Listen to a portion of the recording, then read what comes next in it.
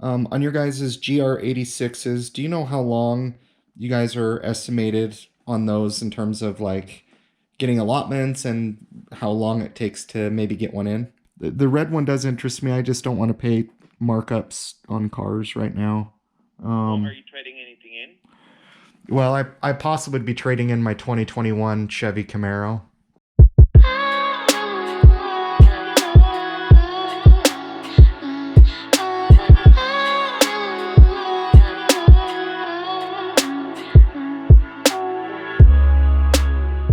Hey, what's going on, guys? Today we're going to be going and checking out the brand new GR86 Toyota, and it's in a color that I like, and I want to drive one. This is a car I've been excited about. I'm also going to get a trade-in price for my 2021 Camaro 2SS 1LE.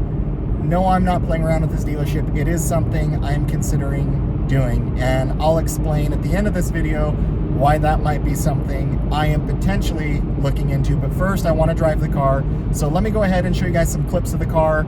We'll go ahead and talk through it and just share with you guys my impressions of the GR86.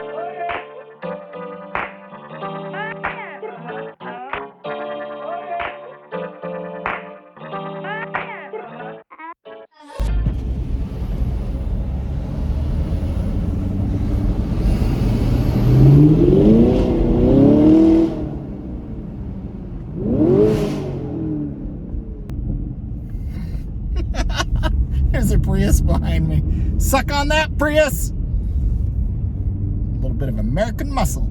So overall, I really liked the GR86. I love how this car looks. This is track red, and I think it's like a $495 upgrade. This is the color I would get it in. And just so you guys know, Subaru BRZ is the same as the GR86. There's a few differences, very minor, very subtle. The GR86 is the version I like best. Now, this car, I was told, had an automatic transmission, and as you guys know, we love automatic transmissions here on Gone in 60. No, we don't. We love manuals. We love our manuals. Nothing against automatics. I'm sure I'll have one someday, but I love manuals. So the car, unfortunately, showed up, it had an automatic. And but it had the color that I like, it had the wheels that I like. I love the spoiler on the back of these. I think they look awesome. They're very similar to the Supras, but it's a larger duckbill spoiler, and that high spoiler is only available on the GR86 trim levels. Subaru decided not to do the higher duckbill spoiler. So overall, I like the looks of the car. I wish the car would have come with bigger brakes, the Brembo brakes, but overall, I think the car looks really awesome. It's a fun, sporty, rear-wheel drive car. The car, I believe, is around just over 200 horsepower, and it's about 200 pound-feet of torque. They've upped the horsepower about 40 to 50 horsepower from the first gen BRZs, and so definitely it's a lot lighter of a car. I think it's around 3,000 pounds, if I'm not mistaken. And guys, I'm not the 86 BRZ expert. I'm just going off of stuff that I've read and stuff that I've looked up, and I might be fumbling with some of these numbers. But it's a lightweight rear-wheel drive sports car, and these cars are very balanced. They're a lot like the S2000s. You can take them around a track, you can get the back end out sideways on it, and really fun cars. So on the interior of the car, it's actually really nice. I like the seats. I, for whatever reason, in my Recaros and my Camaro, I feel they're a little too narrow for me. They actually felt okay in the 86. I can tell they're maybe just a touch stiffer than my Recaros, but not by much. I can tell you the back seat in the 86, they should have just never put it in there. It's worse than a Camaro in terms of just room back there, and I kind of care somewhat about that because I have little kids to haul around sometimes. So, but overall, a lot of the knobs, I know a lot of engineering went into just making them have a click sound, feel more premium. The one that I drove had heated seats. You know, it has an electronic digital gauge cluster. Overall, visibility was great in the car. The car handled fine. I did notice a rattle already kind of with the mirror, which I don't like that, especially for a brand new car. But I really wish I would have had a manual transmission to test out the power of the car better and how I like to do it. But what I will say is the car actually surprised me in how fast that car is. Would it beat my Camaro in a race? No. But it will keep up, and if you guys want to follow kind of a cool channel, he does a lot more Type R content for Hondas, as well as some BRZ stuff. Sorry, my camera's come a little loose there. But Cameron Hill, look him up. He recently raced his 2022 BRZ against a tuned STI, and the STI barely beat it. And in some instances, the BRZ was pulling on the top end. So what I was impressed with was actually the power of the car. It actually is pretty fun, and it's a car that's around $30,000. So if you guys want a brand new car and you want a sports car, but you don't want to break the bank with something like the 2SS 1LE over 50 grand, I actually think it's a fun car. I would love to see how the manual transmission handles. I definitely can tell that driving that car, you're gonna have a little bit more road noise, but that car is a track weapon. It's a back road weapon. The power to weight ratio is amazing, and I was just really pleasantly surprised with the power that the car put down.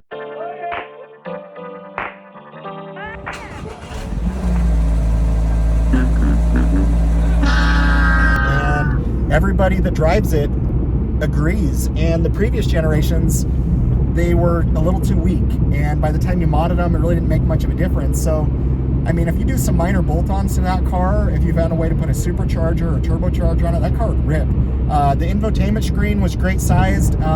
It's not super bright because I think they've tried to minimize the glare due to it being a track-focused car. It didn't have the premium stereo in it, I don't think, but it sounded okay. It didn't sound too bad. You know, they had Alcantara up here on the door panels and up on top of the instrument cluster. That felt a little out of place to me, especially on top of the instrument cluster.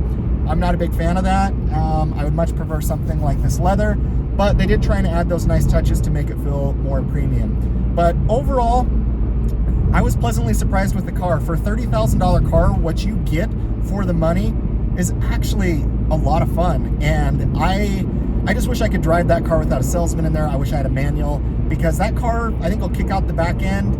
And I didn't really get to completely test it, but the power felt pretty good on that car. And the car, I believe it's a 2.4 liter boxer engine, so it's naturally aspirated. It might be a 2.5 liter, 2.4, 2.5, but it's a boxer engine. The engine is made by Subaru, so Subaru and Toyota really just teamed up in putting this car together. So overall, I like the car. I think some things on the interior looked a little cheap, but then some things actually looked a little bit premium. But for 30 grand for what you're getting for that car, especially for today's car prices, I actually think that car is a fun, awesome car. Now, the stock wheels on there, I don't really care for them. I would change them out to something better. But I think a few minor modifications to that car actually could be a lot of fun. Let's talk about the dealership. So they told me out of the gate they have a $2,000 markup on their cars. Now, I didn't even get into dealer added accessories because I'm sure they're gonna jack you over on that as well. But they're like, well, for the price of your trade-in, we will give you top dollar for it, and I guarantee it'll make up for the markups. But I really wanted to drive the car to be able to see, and I also wanted to know if Supras are coming out with a manual transmission. And what's so funny is dealerships don't know. Funny story about this dealership, I took my wife's Toyota Highlander to them, and they thought my transmission was going out in the car, and it ended up being like a wheel bearing. So I don't know how much I trust these guys or any dealership in particular. But $2,000 markup on cars, we're gonna give me a high price for my car. So here's the price that they gave me for my Camaro.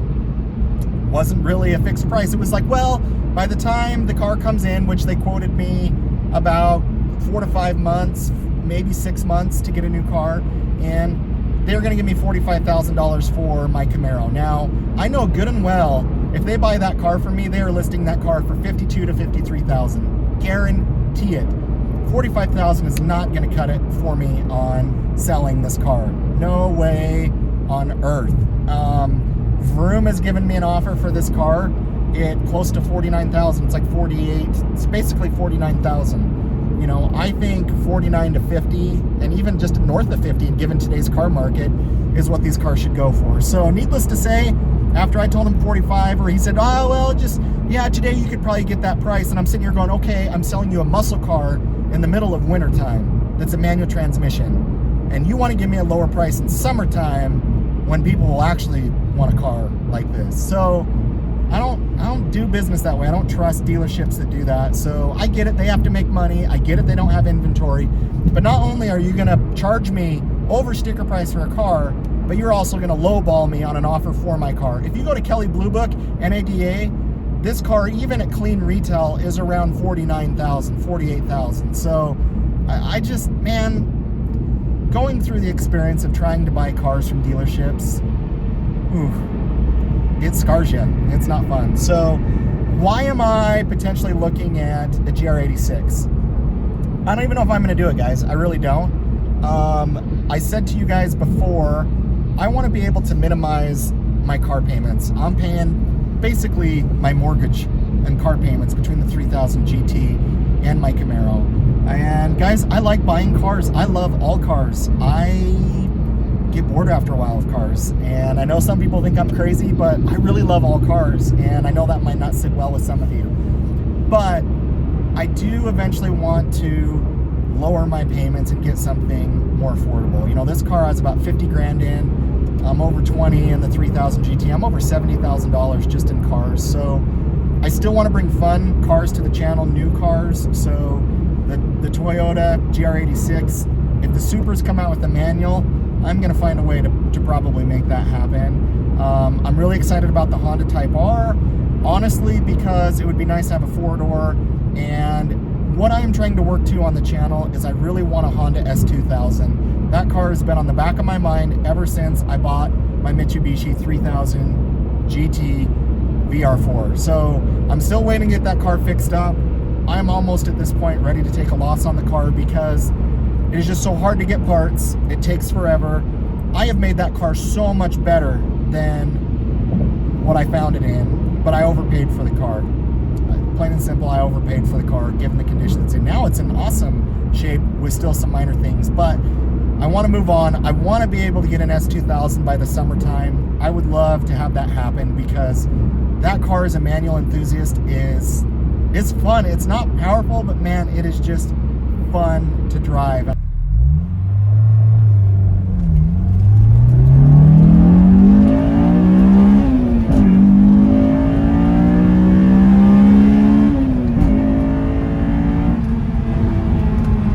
So cool to have that by the summertime. So don't be surprised if I change up cars, if I find a way to do different cars. Ultimately, I'd love to have 2, 3, 4 cars on the channel, and I'm sure someday I for sure will have that. You know, we have the 2 right now. My plan is no matter what I do, no matter what I get, I'll at least have a couple cars on the channel, and I'll try not to make them be boring cars. They'll be fun cars that we can talk about. But I am keeping in mind costs and different things. Granted, if I go the super route, that's more than what I paid for my Camaro, and I don't know if it would leave me enough money to get an S2000. So guys, a lot to consider. We're just kind of testing the waters on some stuff, but I hope you guys enjoyed today's video. I hope you guys maybe got a good glimpse of the Toyota GR86. I'm Austin, this is Gone in 60. Thank you guys for watching. We'll catch you on the next video.